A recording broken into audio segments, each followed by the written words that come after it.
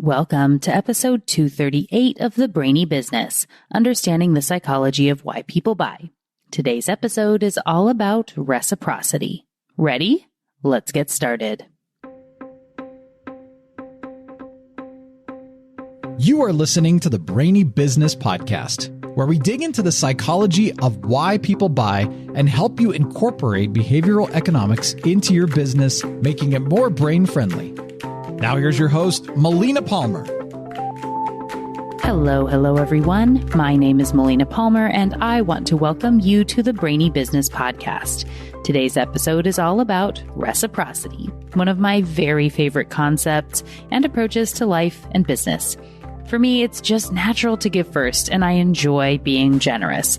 I'm not quite as in tune on the specific names of the love languages, but nurturing relationships, I would say, is something that matters a lot to me. I love baking for the family, which is probably not surprising if you've been following me for a while and have seen how often I talk about cookies and behavioral baking and the like. And I also really enjoy doing things for others. And I, for one, have seen time and time again how this comes back so much bigger when you give first and don't just do it to get stuff in return. Life and business are a long game. It's so much better to be giving and generous up front and know that things will work out and take care of you eventually. This is also why I had last week's refreshed episode be about the brainy benefits of gratitude and why I always talk about reciprocity around the holidays and why then this episode, which originally aired as number 23 of the podcast, was an obvious choice for me to refresh for you today. This is also leading into Friday's brand new episode, which is going to be looking at nonprofits and how generosity and giving and behavioral economics are the same and different when we step outside the typical customer-company relationship and into charitable giving. What should you keep in mind if you're on a board or working at a nonprofit, or if you're thinking about your donations? Check out Friday's episode 239 and subscribe and everything to learn more about that. And of course, don't forget about the values of reciprocity, which we're going to talk about today. And remember, your free reciprocity worksheet and links to past episodes and books and articles are all waiting for you in the show notes for the episode, which are found within the app you're listening to and at thebrainybusiness.com/238. Now, let's get brainy. First, what is reciprocity? This concept is one we experience much more often at this time of year. It's what happens when someone gives you something, whether you wanted it or not, whether you really value it or not, and you feel obligated to give them something in return.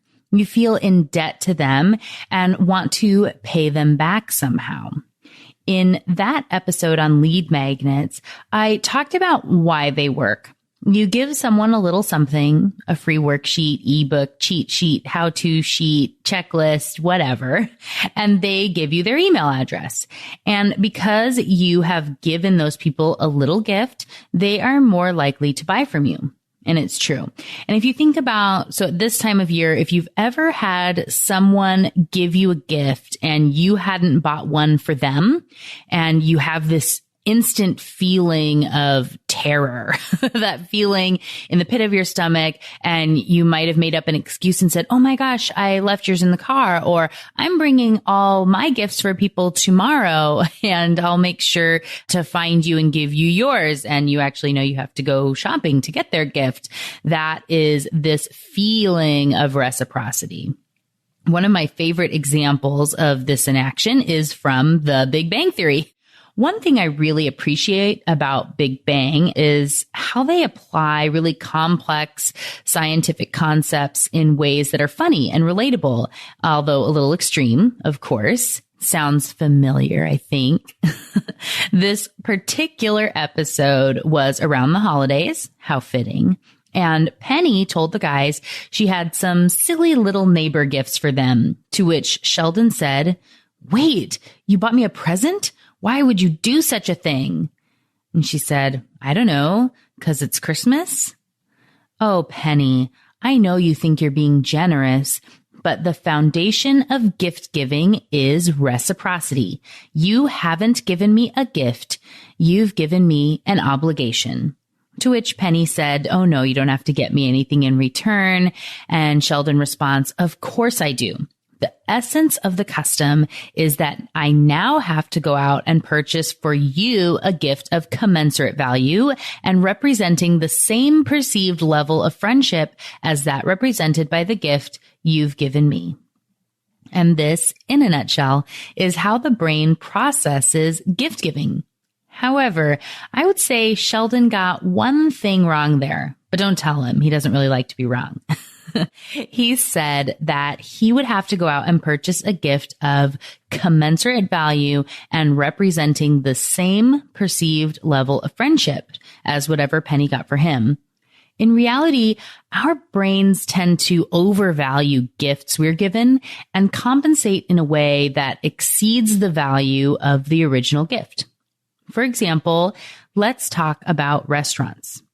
Did you know that most restaurants give you a little gift at the end of your meal? And I do mean a very little gift, say a mint or a fortune cookie. Would you say that this gift impacts the amount of money you tip at the end of the meal? Probably not. But as with so many studies on this show, that's not what the studies show. In this particular example, they tested giving out mints in a restaurant. There was a control group which got no mints, and then they had a group which was given 1 mint and tips went up about 3%. Considering the cost of the mints were probably 1 cent each, this is a great return on investment for the restaurant and shows that the brain of the consumer feels obligated to pay back for the gift. But what happens if you give 2 mints? You might expect to increase the tips double to 6%, right? No. It went up almost 5 times to a 14% increase. If we were to say the average cost of a meal out is $20 per person and the average tip is 18% in the United States, you get an average tip of $3.60. So those 2 mints that cost maybe 2 cents total would bring the average tip to $4.10, which is a full 50-cent increase. And that'll add up over time. But what if a little bit of extra effort is put in to really showcase that you're giving the gift of this extra mint? Would that make a difference? If you didn't hear it on this podcast, you likely would have said no. But because you're starting to know how things work here, I'm sure you are expecting what comes next. When the waiter gave the diners their check with a single mint and started to walk away, but then stopped, turned back and said, "You know what? For you nice people, here's an extra mint." Tips went crazy and they increased 23% for the same 2 mints and a half a second of effort. For the record, that would bring the average tip up to $4.43, which is up 83 cents from the control group. Clearly, the gift of kindness and a little effort goes a long way. And I'm sure you're saying, that doesn't happen to me, or I wouldn't be tricked by that. But I'm sure all the people in the study said the same thing, that a little mint had no impact on the amount they tipped. It doesn't hit the conscious brain, so it seems inconsequential, but the studies don't lie. The subconscious feels obligated to pay back for gifts it receives, and it often overcompensates.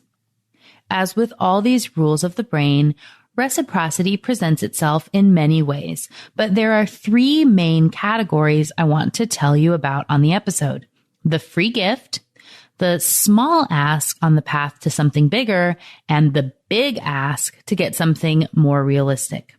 First, the free gift. I've talked about this a little already. This is like the mints or the lead magnet. a little something that is given freely and helps make you a little more endearing in the eyes of the recipient. This can help with the know, like, and trust factor of selling, which I'm sure you have heard of before. In my business, I'm giving out freebies all the time. You heard me talk about the free worksheet for this episode and a bunch of past episodes, and that's something I give away as a free gift. Those take me time and effort to create each week when I give them out, but I know it's important to help people see a little bit of what it's like to work with me, the way we would integrate these, and find some value in what it is that I offer. However, there's something even bigger that I give away for free every week. Do you know what it is? The podcast, of course. A lot of time and effort goes into creating this content for you, and you didn't have to pay for it. It's simply there, ready when you want it. I also put out free content on my blog, the YouTube channel, Instagram, Facebook, and more. It's a little different than restaurant tips because not everyone who listens to the podcast will end up being a client of mine. And that's okay. I know that. But by giving the content in a way that's free and easily accessed, I have been able to have listeners from all around the world download and subscribe. Many of them have reached out and either started a simple conversation or started working with me in a partnership or with a strategy session, which is awesome. And so you might be wondering what I mean by partnership. In my case, the Brainy Business is about providing strategy to make messaging more effective and impactful for all sorts of businesses. And there are many people who work in advertising agencies or marketing firms who've reached out to me after listening to the podcast to see about how they might offer my services as a complement to their existing clients. I love these relationships because they help spread the word about behavioral economics and business in general, and can allow those agencies who really get it and have the resources to implement the brain science to do so, getting better returns for their clients. That's a win, win, win. And again, these relationships would not have come around without the free gift of the podcast, ebook, and all the other freebies that I give out. If you are with an agency and interested in this type of relationship, I'd love to hear from you. So simply email me, melina@thebrainybusiness.com to start a conversation. Another way to give out free gifts is with samples. This is another way that Costco wins. We've got Costco here yet again. They give out tons of free samples. How many things have you bought from Costco that you did not intend to because of a free sample? Free samples are also great for things that are a little obscure. For example, we were at Trader Joe's over the weekend and they were giving out samples of 2 different cheeses. A rosemary goat cheese, which was actually a hard cheese, which is not as common in goat cheeses, and a horseradish flavored cheese. There are 2 varieties you might see and think, I like rosemary. That's interesting. I wonder what it tastes like. But it's $8. I'll play it safe this time and stick with the cheddar. Cheese can be expensive, and it's a gamble to buy a big block of something you might hate. Being able to taste it can show you if it's actually good or not. And it might end up being something you buy all the time once you've tried it. That's the beauty of a sample. Plus, samples have another benefit of dopamine release with anticipation. I've talked about this on a few episodes, including last week. If someone asks you if you want to try rosemary goat cheese, you might think, that sounds interesting. I wonder if it's good or not. As you walk over, the anticipation builds and you're getting a release of dopamine. And because the expectations are being set low, you think it could be weird. Don't get too excited. And if you do like it, you get the benefit of extra dopamine from the low expectations. Think about using a vending machine to get a snack. You expect to pay for one thing and then you get that item. Not a lot of dopamine released. But have you ever gotten a bonus item when they were put in wrong and 2 treats fell for the price of 1. Woohoo! Extra dopamine.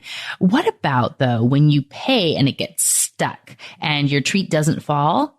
Boo, negative dopamine. So the free gift of a sample for something that people might be hesitant about trying, but you know is amazing, is a great double whammy of the reciprocity and dopamine release with anticipation. Reciprocity and free gifts are often used when asking for donations. I've been at several auctions recently where they gave out small trinkets, often buttons or rings with flashing lights in them that are sold at a very high price compared to the item at hand, say $50. The ring itself is likely worth 50 cents or $1, but it's what the ring represents. A chance to win big. They are giving me the potential gift of winning a big prize if I buy in at this smaller amount. So at one auction, they had tons of these for sale. Maybe they sold 200 of them for $50 a piece. You essentially get the ring instead of a raffle ticket. That's the reciprocity piece, a fun little gift that gets people more likely to buy in for the cause. And you get the bonus of herding when you start seeing everyone around the room has bought one with those flashing lights. So you want to be part of that crowd too. Check out episode 19 on herding for more on that. So one person's name will be drawn from everyone who bought the rings, and they get to pick one of the big prizes from the live auction. Maybe a trip to Mexico or a suite at a Seahawks game. The Mexico trip is a great value compared to the $50 I spent if I win. Feels like another gift, and the cause gets more total. Say $10,000 in this case for something they may have gotten $5,000 for at the auction. So another win-win. And everyone who did not get their number drawn still feels appreciative for the gift of an opportunity, of a chance to win. And on the off chance they would have won, they were really eyeing the possible prizes and deciding which they might pick, triggering perceived ownership and loss aversion, which was the focus of episode 9, which in turn increases the likelihood they will bid on more items and increase the overall donations. Brilliant. And all from some cheap little light up rings. Some other examples of free gifts are sales or discounts. When you offer someone a discount, it can encourage them to want to give back by spending more than they might have otherwise, or it may encourage them to actually buy when the risk is lower because it costs less. This also triggers loss aversion and scarcity when done well, which each have their own episodes. However, as I've said before, sales and discounts need to be offered strategically and not as a crutch. You have seen throughout the episode already, any discount you would offer will be much more expensive than the little gifts you can give to activate reciprocity. So you want to use sales and discounts sparingly so that they actually still trigger reciprocity and don't become expected. As far as some little gifts you can give that can activate reciprocity and a benefit, think about giving out free bottles of water or candy if you have a physical location, or how some grocery stores have started having free pieces of fruit available for kids to help keep them occupied and full throughout the trip to the store. In nearly any case, a discount will cost you more. And so, like I said, they should be used sparingly and with a lot of strategy. One funny example, as I was talking about little things at the store, I just remembered is something I actually used to do when I was in junior high and high school. So before I knew a name for this strategy, something that I used to do to, I guess, protect myself. I was reasonably nerdy, shocking, I'm sure, and was focused on getting good grades and singing. While I was never an outcast, I'm quite chatty and I always had some friends. I was never the most popular by any stretch of the imagination. And as with any school, there were some kids who could be considered bullies. The linchpins who were much better to have as allies, who would not make fun of me or make my life difficult. And even though I knew I would never be a key or a core friend to them, which was fine, I wanted them to be an ally of mine to make my life easier. In order to be known as a resource to these select people, I found something they valued and never seemed to have with them. Gum. I would have at least one pack, sometimes 2 or 3, with me at all times. And the cool kids who made some people's lives miserable would be nice to me, or at least not mean, and come seek me out for gum. I was very generous with it and always gave out sticks to anyone who asked. They would see me in the hall or in class and pleasantly come by and say, "Hey, Melina, do you have any gum?" I would say sure and hand it over, maybe give them a selection of flavors to choose from. They would smile, say thanks, and go on their way. This gift was small, and some days no one would ask, but other days everyone seemed to want gum, and I was always prepared. This was a way that reciprocity helped make school much more tolerable for me than it could have been. Another gift I used to give was my knack for knowing all the song lyrics ever. Like I said, singing was really important to me, and this was an era where boy bands were popular. And many of the girls would want to know the songs so they could choreograph dances like cheers, routines for gymnastics, or whatever it was. I know, a super cool time in our lives. And when they couldn't remember all the words, I was known as someone who was a treasure trove of lyrics. I could write them out quickly and accurately so they could make sure they never missed a beat. An easy gift for me to give, and that generosity definitely worked to my advantage. And even when people would ask me for the same song lyrics 2 or 3 days in a row, I always wrote them out, easy peasy, happy to do it, smile on my face. My friend Nikki Rausch, who is your sales maven, has written several books on relationship selling, and she speaks on this around the country. One of her tips, which definitely applies here, is to be of service to other people. And reciprocity is a key reason why. If you're generous with others and give many things freely and openly, with strategy, of course, so that it's not costing you, when it comes time to pay for your services, people will be much more likely to think favorably on you as a provider. Nikki is a wealth of information, and I've linked to her Instagram in the show notes. If you have not checked out her site yet, information about her, her books, you absolutely should. She is fantastic and amazing. I recommend anything she does. Okay, let's move on to the next category of reciprocity, a small ask to get something bigger. In the case of the charity example I just outlined, we have the small ask of $50 for a trinket for a chance to win, which could increase the likelihood that person is going to bid on more items later since they've already made one small purchase. Another example of this is when asking for votes or monetary support during elections. We just finished another election season here, so I know we are all familiar, at least in the States, with the yard signs, advertisements, calls for donations, and fundraisers. Whether you are planning to run for office at some point or want to apply this in some other fashion, here's a tip. If you call someone and ask for a donation or their vote out of the blue, it isn't likely to do much. To just say, "Hi, I'm Melina, and I'm running for president of awesomeness. Can I count on your vote?" is not encouraging the other person to do much. However, if I was to say, "Hi, I'm Melina, and I'm running for president of awesomeness. Here's a button and a yard sign," and don't ask them for anything, they're more likely to vote for me or donate down the road because of those small tokens. This is called the escalation of commitment. That person has become part of my in crowd, and they're seeing my name, remembering me, and their brain is starting to think of themselves as the type of person who supports Melina. And they will be much more likely to view me favorably throughout the campaign.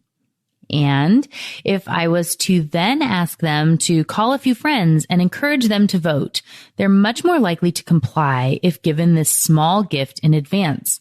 And the funny thing is, I don't necessarily have to ask them to encourage their friends to vote for me. I could just say, could you encourage a few friends to vote? It's really important that everybody gets out there. And because that person thinks of me favorably, they would actually be more likely on their own to encourage someone to vote for me. So similarly, let's take a look back at the charity and the auction example. Many causes ask for donations from businesses, local or larger scale, to auction off for a good cause. If you go in cold and simply ask for a donation, there's a good chance they're going to say no and that they have to think about it. I remember in high school, so many auctions for the choir and things that we were raising money for, and where we were supposed to go solicit local businesses and ask them to donate things. I really wish I would have known this in advance. So for any of you with kids, this is a good tip. So what is the gift you can give that will encourage them to donate later? What you want to do is ask for them to perform a small and simple task they are unlikely to refuse. In this case, simply approach the store owner and ask if they would be willing to put a sign in the window to advertise the upcoming charity auction. That's it. When you come back later and ask for a donation, and note that a decent amount of time needs to take place. When you come back and ask for a donation later, they're much more likely to donate something to the auction than if you went cold turkey and asked for a donation out of the blue. The study that looked into this was by Friedman and Fraser, called Compliance Without Pressure, the Foot in the Door Technique. They suggest that the reason this works is because it creates a shift in the way the person perceives themselves. After agreeing to the small, simple favor, they, quote, may become, in his own eyes, the kind of person who does this sort of thing, who agrees to requests made by strangers, who takes action on things he believes in, who cooperates with good causes. The basic idea is that the change in attitude need not be toward any particular person or activity, but maybe toward activity or compliance in general. That's the same thing with the yard signs if you're asking people to vote for you. And of course, this applies for more than just election campaigns and silent auctions. The small initial ask is also a reason why concepts like loss leaders work in business. For example, if you offer a brand audit for a very low price, say $99 as a way to get in the door, you're then able to show all the insights you provide, ways you can help this potential client, and show them the roadmap, triggering perceived ownership. The amount of time you put into the $99 item is way more than the money you make on it because it's about a small thing that's hard to say no to. On the client side, the gamble is small enough that it's worth hiring you for that price because they're bound to get at least $100 of value. It's easy to justify. And if not, they have no obligation to move forward. In some cases, people will sweeten the pot and say, and if you do choose to hire me, any money you spent on the audit will be a credit on your first bill.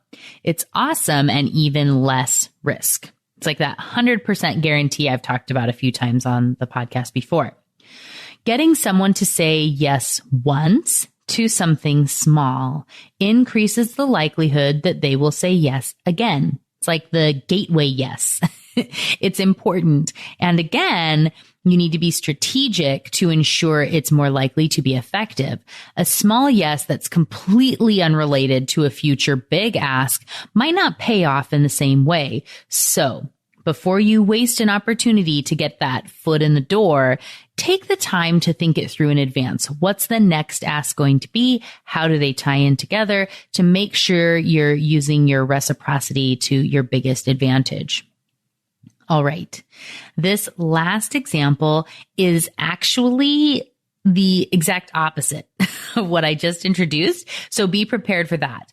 But just because they're opposite doesn't mean that one negates the other. They're two sides of the same reciprocity coin, and they work in different situations and can help with different goals.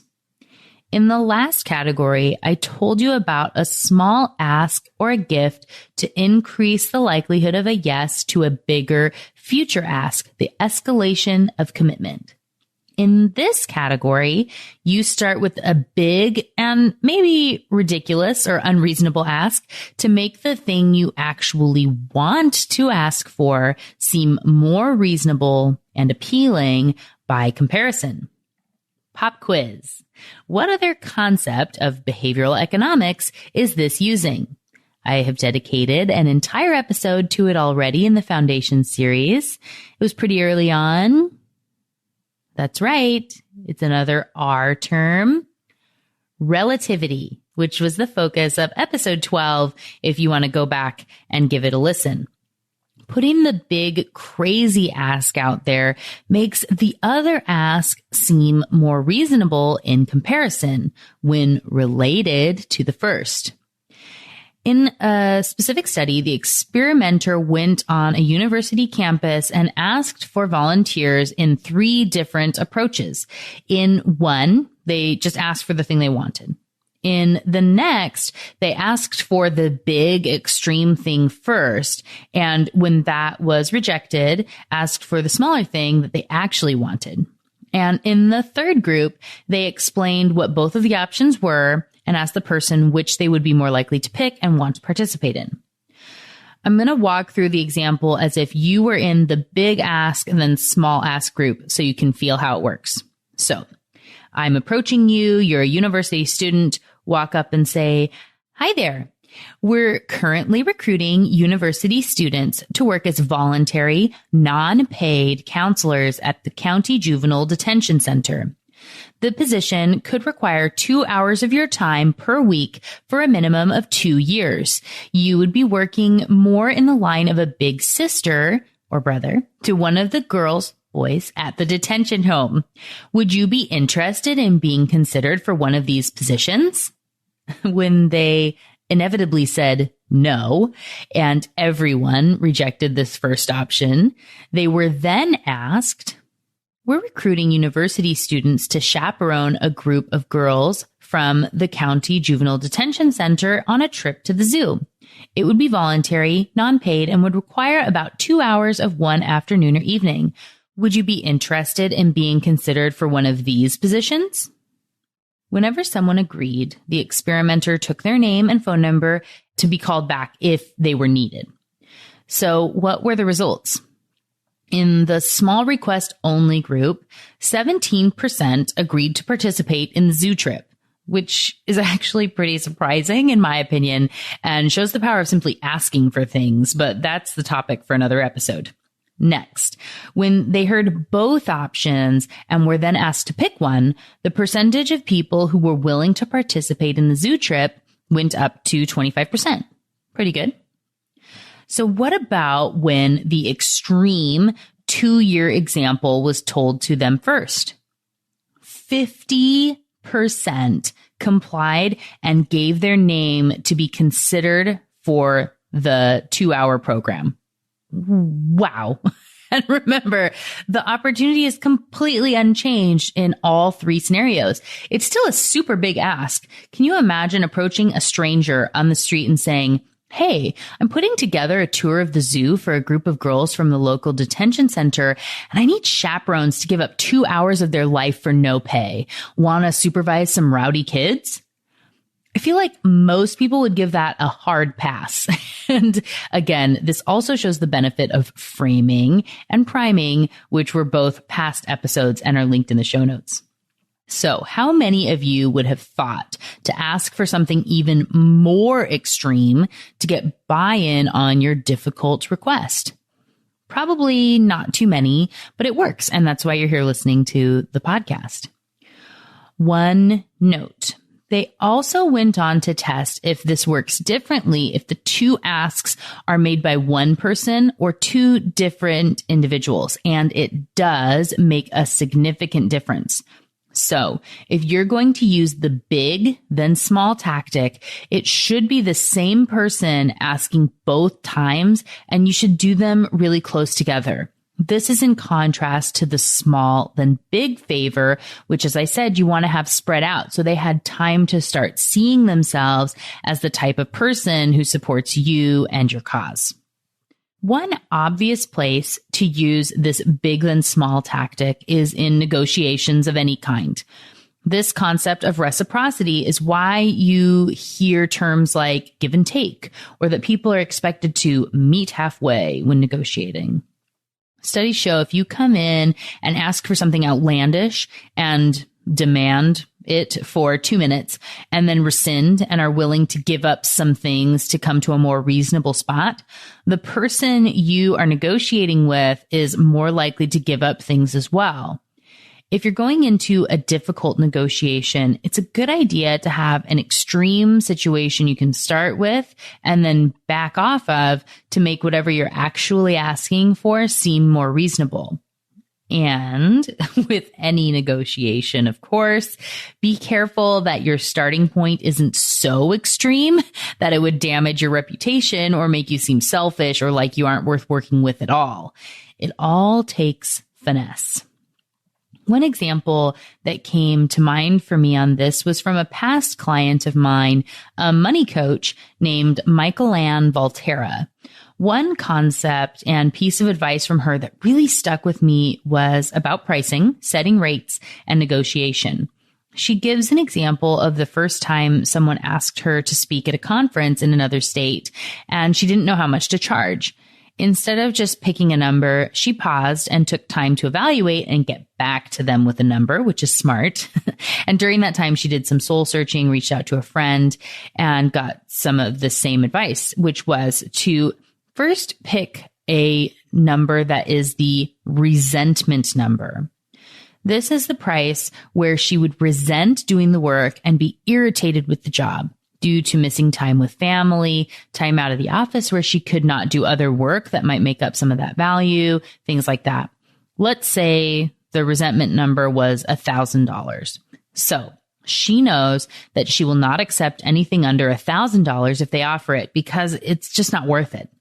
Next is the dream number. What would feel really great and make her excited about the work, but still realistic? Let's say that's $3,000. So she goes back to the conference and says $3,000. They can either, 1, accept, in which case you're ecstatic because you got the dream amount. 2, they can negotiate and come back with a counteroffer, which is actually more likely to be $2,000 or higher, far above the resentment number, which is still a win-win. Or maybe number 3 is they would say, oh, wow, that's way outside our budget. Would you be willing to do it for $500? In which case she can say no politely and move on. There's no internal struggle because the barriers were already set, and she knows she would resent it if she was to do it for such a low amount. If she would have started at a lower spot, say $1,500, it would be much more likely that she would end up at the resentment number and not be happy with the work. But putting in a big number, that dream number, putting that out there and making sure it's still reasonable, gives the other person a place to start from. And a follow-up ask would then seem more reasonable as well. Say in that example, they would have said, would you do $1,500? So she came and said it's $3,000. They say, will you do $1,500? And she says, it's a pretty significant cut. How about we split the difference and do $2,250? That wouldn't have even been possible if the bigger $3,000 number hadn't started the conversation. And the big benefit here, if you do end up negotiating, is they will feel like they're getting a gift, a deal in what you typically offer, triggering more reciprocity. So what got your brain buzzing as you thought about reciprocity today? I know that for me, I always like to keep in mind that it doesn't have to only be about giving free stuff. While that's a big part of it, understanding anchoring and relativity and priming and when we should ask big to get small or small to get big are so interesting and important in business. You need to be thoughtful about that long game again. What are you hoping to end up with if you only get one thing? And what's the best way to get there? And of course, always err on the side of kindness and giving whenever you can. Be generous, be thoughtful. It will come back in ways you can't even imagine, I promise. Reciprocity is a key piece of the It's Not About the Cookie framework, which makes up part 3 of my book, What Your Employees Need and Can't Tell You. So this is a great resource to reflect on as you think about change management and how to give the gift of transparency with your teams. Where can you add a little more reciprocity into your work life? Can you be a little more flexible with someone where you're usually a bit firm? Or maybe give some praise to someone who's done a good job. As Doug Kenrick and Dave Lundberg Kenrick shared on Friday's episode about solving modern problems with a Stone Age mind, it doesn't have to be some big public gesture. Research has shown that pretty much everyone likes when someone remembers their name. Just making it clear that you know who people are and that you notice when they do good work can go a long way. That acknowledgement is a gift you can give freely. And reciprocity has a full chapter in part 2 of my first book, What Your Customer Wants and Can't Tell You. Like I said, this is definitely one of my favorite concepts and one I always recommend to people. If you want to expand your thoughts on this and dig in even more on reciprocity, go ahead and flip to chapter 20 in your copy of What Your Customer Wants and Can't Tell You. And of course, don't forget about your free worksheet. While it isn't all about freebies, you know I love a freebie. That and related past episodes, including several that weren't out when this episode first aired in 2018, like Behavioral Economics Analysis of Costco, an episode all about dopamine and the other dose brain chemicals, the one on social proof, and some great interviews, including with Dr. Robert Cialdini, who led a lot of the research mentioned in the episode. Those, as well as related books and articles, are all waiting for you in the show notes at thebrainybusiness.com/238. And just like that, episode 238 on reciprocity is done. Join me Friday for a brand new episode about nonprofits and behavioral economics. What's different and what's the same? It's going to be a lot of fun. You don't want to miss it. Until then, thanks again for listening and learning with me.